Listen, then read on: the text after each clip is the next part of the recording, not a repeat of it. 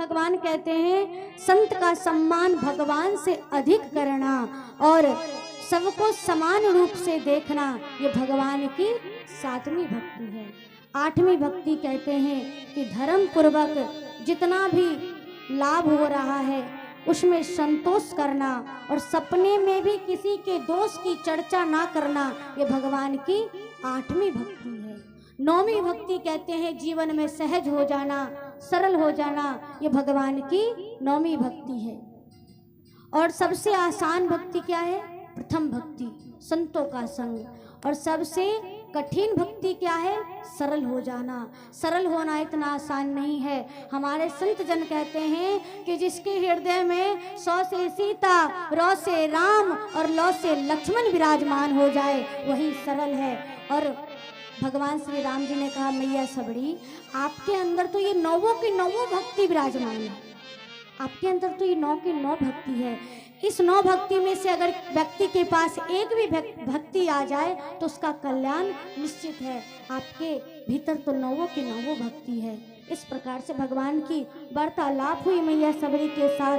तत्पश्चात प्रभु श्री राम जी ने मैया सबरी से कहा, माँ आप मेरी जानकी का पता जानते हैं, वो कहाँ है? मैया सबरी ने कहा, सरकार क्यों मुझ पर उपकार कर रहे हैं? सब जानते हैं आप और मुझसे पूछ रहे हैं। सरकार मैं तो बस इतना जानती हूँ, जब गुरुदेव जा रहे थे ना तो गुरुदेव ने इतना कहा था कि राम जी जब तुमसे मार्ग पूछे, जब सीता जी की पता पूछे तो उनको तुम पंपा सरोवर की ओर भेजना और पंपा सरोवर में सुग्रीव से मित्रता कर होगी वहाँ, और सुग्रीव से मित्रता होने के बाद उनके सारे कार्य संपन्न होंगे। इसलिए गुरुदेव ने कहा है आप पंपा सरोवर की ओर जाइए। और सरकार बस 1 मिनट रुकिए, मैं भगवान के धाम, आपके धाम को जाना चाहती हूँ। अब मैं ये मौका गंवाना नहीं चाहती हूँ। आप साक्षात सामने विराजमान हैं। और भगवान के स्वरूप को देखते देखते मैया सबरी ने योगाग्नि को प्रकट किया और वही भगवान के सामने भगवान को देखते देखते मैया सबरी ने अपने प्राण को त्याग कर दिया। बोलिए भक्तवत्सल भगवान की जय हो। अब तत्पश्चात भगवान प्रभु श्री राम जी का तेज, मैया सबरी का तेज भगवान के चरणों में समाहित हो गया। सबरी मैया भगवान के परम धाम को चली गई और प्रभु श्री राम जी भैया लक्ष्मण के साथ पंपा सरोवर की ओर आगे बढ़े हैं। पंपा सरोवर की ओर बढ़े हैं और पंपा सरोवर में कौन मिला है? सबसे पहले कौन मिला है? हनुमान जी। तो एक बार श्रद्धा भक्ति से, क्योंकि श्री रामचरितमानस में अब पहली बार राम जी के सामने हनुमान जी आ रहे हैं और हनुमान जी के बिना तो ये राम कथा हो ही नहीं सकती। तो एक बार श्रद्धा भाव से बोलिए हनुमान जी महाराज की जय हो। जयकारे अच्छे से लगाने, हनुमान जी नहीं तो नाराज हो जाएंगे, आएंगे भी नहीं। बोलिए हनुमान जी महाराज की। बस हनुमान जी महाराज पंपा सरोवर में आए। पंपा सरोवर में जाते ही राम जी वन में पंपा सरोवर की आगे बढ़े और इधर सुग्रीव ने, बाली का भाई है सुग्रीव ने हनुमान जी को बोला कि आप जाकर के देखिए कि दोनों वन में विचरण कौन कर रहा है, कहीं बाली तो नहीं भेजा है। और ऐसा विचार करके बोला जाइए आप हनुमान जी और भेष बदल कर जाइए और जाकर के देखिए कि इसको किसने भेजा है। और जैसे ही भान हो कि बाली ने भेजा है तुरंत वहां से इशारा करना, और इशारा करना मैं यहाँ से 9 2 11 हो जाऊंगा। और हनुमान जी भेष बना करके चले, राम जी के पास आए, सर्वप्रथम दृष्टि पड़ी भगवान के चरणों पर। और हनुमान जी महाराज ब्राह्मण का भेष बना रखे हैं, भगवान के चरणों पर दृष्टि पड़ी और हनुमान जी महाराज ने भगवान के चरणों में स्वतः शीश झुका लिया।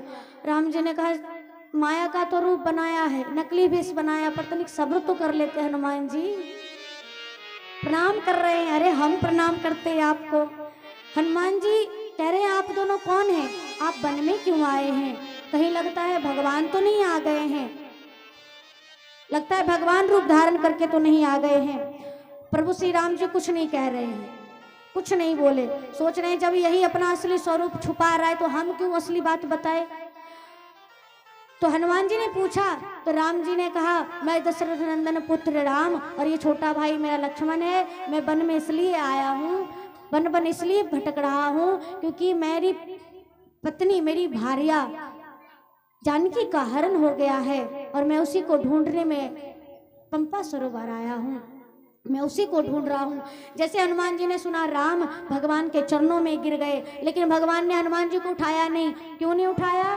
क्योंकि हनुमान जी नकली वेश बना रखे थे, वो भी ब्राह्मण का, और भगवान के सामने कोई छल करे तो भगवान को तो बिल्कुल पसंद नहीं है। कि भगवान स्वयं कहते हैं कि मोही कपट छल छिद्र ना भावा, मुझे तो छल कपट तो भाता ही नहीं है, इसलिए कपट का भेष बना रखे हैं, छल का भेष बना रखे हैं।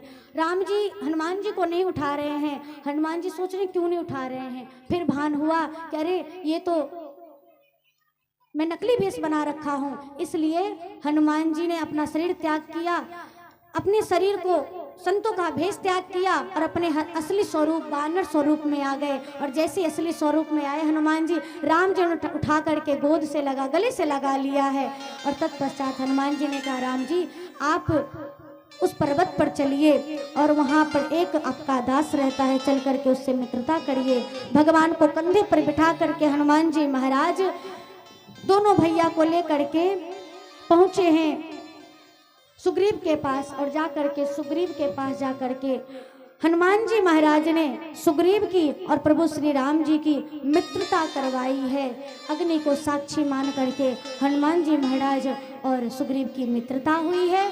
तो प्रभु ने कुछ दिन कुछ समय सुग्रीव के पास रहे और सुग्रीव के पास रहने के बाद ऋष्यमुख पर्वत पर प्रभु विराजमान है। ऋष्यमुख पर्वत पर सुग्रीव रहता है और उसी पर्वत पर मित्रता करने के बाद प्रभु कुछ दिन तक वहीं पे विश्राम किए।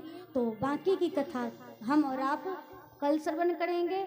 और एक निवेदन, बोलिए श्यावर रामचंद्र भगवान की। और एक निवेदन, आप सबसे ध्यानपूर्वक सुने, जहां तक मेरी आवाज जा रही हो।